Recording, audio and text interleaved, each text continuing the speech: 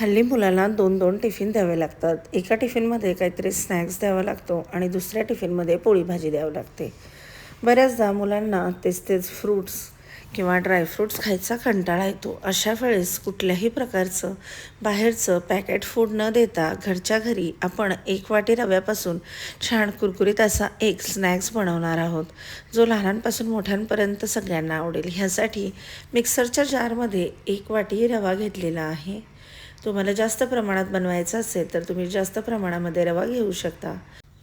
रवा कुठलाही असू द्या, जाड अथवा बारीक कुठलाही असला तरी मिक्सरमध्ये छान फिरून बारीक करून घ्यायचा आहे. आता तो एका बाउलमध्ये किंवा पसरट भांड्यामध्ये घालून घ्यायचा. ह्यामध्ये मी तीळ घालून घेतलेले आहेत. त्यानंतर इथे मी जिरे आणि ओवा मिक्सरला फिरवून त्याची पावडर करून घेतली आहे, ती देखील यामध्ये घालून घेतलेली आहे. आता थोडीशी कसुरी मेथी आपण या ठिकाणी यामध्ये घालणार आहोत. तुम्हाला जर हवं असेल तर तुम्ही यामध्ये चिली फ्लेक्स देखील ॲड करू शकता. कसुरी मेथी हातावर अशी चोळून मग घालायची, म्हणजे त्याचा फ्लेवर अगदी कुठल्याही पदार्थामध्ये छान असा उतरतो. चमच्याच्या साहाय्याने सगळं व्यवस्थित मिक्स करून घ्यायचं आहे. त्यानंतर आता दुसरीकडे मी 2 चमचे तेल गरम करण्यासाठी ठेवलेलं आहे. तुम्ही तूप देखील घेऊ शकता. चवीपुरतं मीठ घालायचं आहे आणि परत एकदा सगळं व्यवस्थित मिक्स करून घ्यायचं आहे. आता मी इथे मायक्रोवेव्हमध्ये कपामध्ये पाणी गरम करण्यासाठी ठेवलेलं आहे. तुम्ही पातेल्यामध्ये ठेवू शकता. कडकडीत गरम केलेलं तेल ह्या रव्यामध्ये घालून घ्यायचं. चमच्याच्या साहाय्याने छान असं मिक्स करून घ्यायचं आहे. आणि हा जो रवा आहे तो आपल्याला थोड्याशा गरम पाण्यामध्येच भिजवून घ्यायचा आहे. गरम पाण्यात रवा घातल्यामुळे तो लवकर फुलतो आणि लवकर भिजतो. त्यामुळे ही स्टेप अजिबात स्किप करू नका. थंड पाण्याचा बिलकुल वापर करू नका. आता हे सगळं मिक्स केल्यानंतर यामध्ये गरम पाणी घालून घेते आहे आणि गरम पाणी घातल्यानंतर हाताचा वापर न करता चमच्याच्या साहाय्यानेच मी हे सगळं मिक्स करून घेते आहे. जेव्हा हे थोडंसं कोमट होईल त्यानंतर मी याचा गोळा हाताने मळून घेणार आहे. तर मैदा हा तितका मुलांना देणं चांगलं नसतं, त्यामुळे इथे आपण रव्याचा वापर करत आहोत. आता थोडंसं थंड झालं आहे. मी याला व्यवस्थित हाताच्या साहाय्याने याचा गोळा मळून घेणार आहे. तर मी आधी सांगितल्याप्रमाणे तुम्हाला जर जास्त चटपटीत हवं असेल तर तुम्ही यामध्ये चाट मसाला आणि चिली फ्लेक्स देखील ॲड करू शकता. तर मी थोडंसं प्लेनच ठेवलेलं आहे आणि याचा गोळा मळताना आपल्याला पातळ नाही तर खूप घट्ट असा गोळा मळून घ्यायचा आहे. रोज मुलांना टिफिनमध्ये काय द्यायचं किंवा 4 वाजता छोट्या भुकेसाठी काय द्यायचं, हा प्रत्येक आईसमोर पडलेला मोठा प्रश्न असतो. तर त्यासाठी तुम्ही घरातच असे छोटे मोठे काही पदार्थ बनवून ठेवले तर मुलांना तुम्ही ते देऊ शकता. टिफिनमध्येही देऊ शकता आणि घरी देखील देऊ शकता. आता हे सगळं व्यवस्थित आपण मळून घेतलं. याचा गोळा तुम्ही बघू शकता आणि त्यानंतर एक अर्धा तास याला आपण रेस्ट करण्यासाठी ठेवणार आहोत आणि त्यानंतरच याचा नाश्ता बनवून घेणार आहोत. हा नाश्ता छान कुरकुरीत भरपूर लेयर्स पडलेला अगदी खस्ता असा बनवून तयार होतो. खायला अगदी अप्रतिम लागतो. चहासोबत देखील तुम्ही हा नाश्ता अगदी 4 वाजता घेऊ शकता. कुठल्याही प्रकारचे बिस्किट्स वगैरे न खाता हा एक उत्तम पर्याय आहे. आता याला अर्ध्या तासानंतर आपण बघूया. अर्धा तास रेस्ट केल्यानंतर यावरचं झाकण काढायचं, गोळा घ्यायचा, पोळपाट घेऊन छान व्यवस्थित असं मळून घ्यायचं आहे आणि त्यानंतर याचे समान साईजमध्ये छोटे छोटे बॉल्स बनवून आपल्याला इथे घ्यायचे आहे. तर या पद्धतीने याला असं व्यवस्थित मळून घ्यायचं आहे. तर तुम्ही बघू शकता गरम पाण्याचा वापर केल्यामुळे रवा व्यवस्थित असा भिजलेला आहे. नाहीतर रवा भिजायला थोडासा उशीर लागतो. त्यामुळे आपण हा रवा गरम पाण्यामध्ये भिजवून घेतलेला आहे. आता समान आकारामध्ये याचे गोळे करून घेतलेत, ते त्या बाउलमध्ये ठेवलेत आणि आपण याचा नाश्ता बनवायला सुरुवात करणार आहोत. तर मैत्रिणींनो, मुलांना छोटी भूक लागली तर त्यासाठी तुम्ही काय करता कमेंट करून नक्की सांगा. आता हा जो गोळा आहे ना, तो पोळपाटावर घ्यायचा, त्याला आधी मऊ करून घ्यायचं आणि त्याची छान अशी पोळी लाटून घ्यायची आहे. पहिल्यांदा पोळी लाटताना आपण पातळ लाटून घेणार आहोत आणि यापासून बनणाऱ्या ज्या स्टिक आहेत त्या आपल्याला थोड्याशा जाडसरच ठेवायच्या आहे.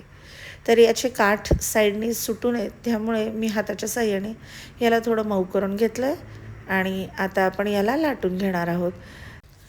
तर इथे आपण तेलाचा किंवा कुठल्याही पिठाचा लाटताना वापर केलेला नाही आहे. तुम्ही बघू शकता तेल किंवा पीठ न लावता पोळी अगदी स्मूथली मस्त अशी लाटल्या चाललेली आहे.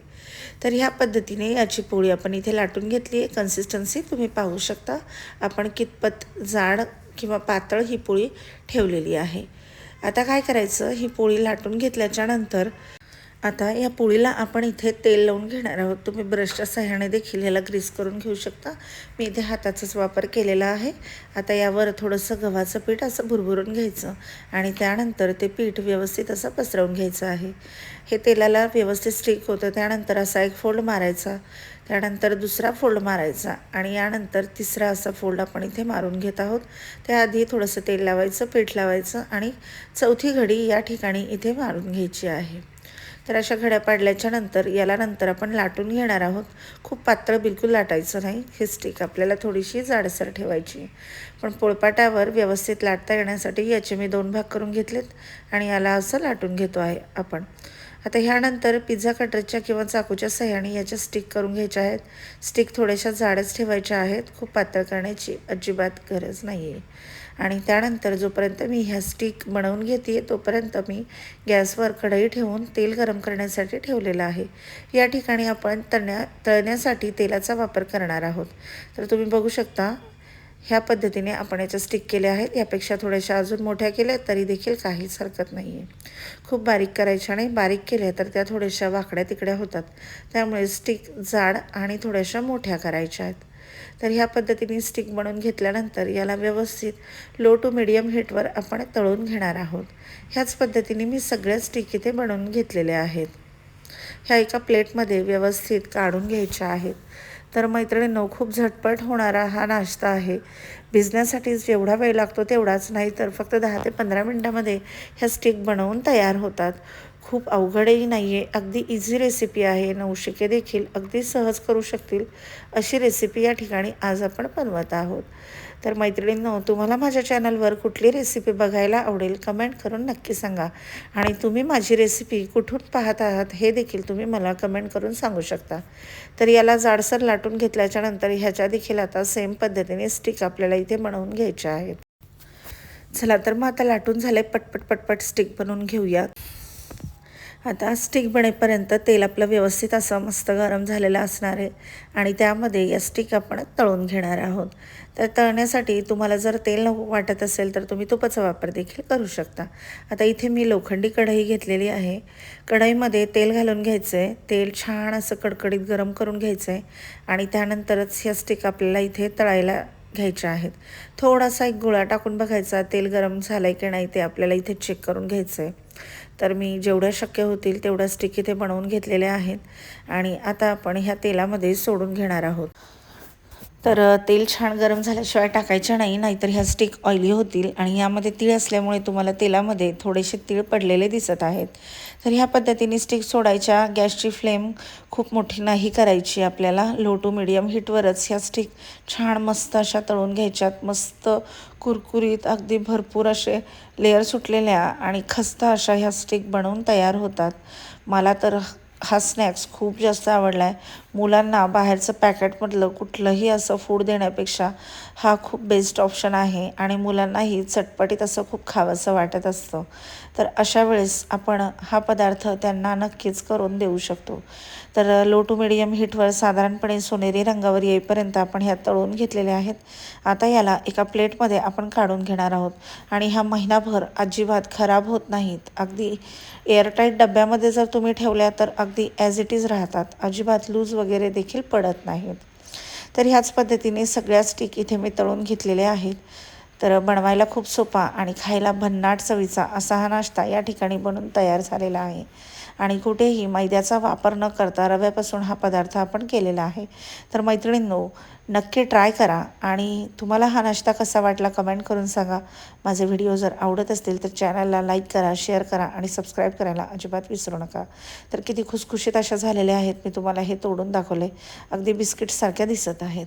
तर मैत्रिणींनो, रेसिपी नक्की ट्राय करा. भेटूया अशाच एका नवीन छानशा रेसिपीसहित नवीन व्हिडिओमध्ये. तोपर्यंत खूप खूप खूप धन्यवाद.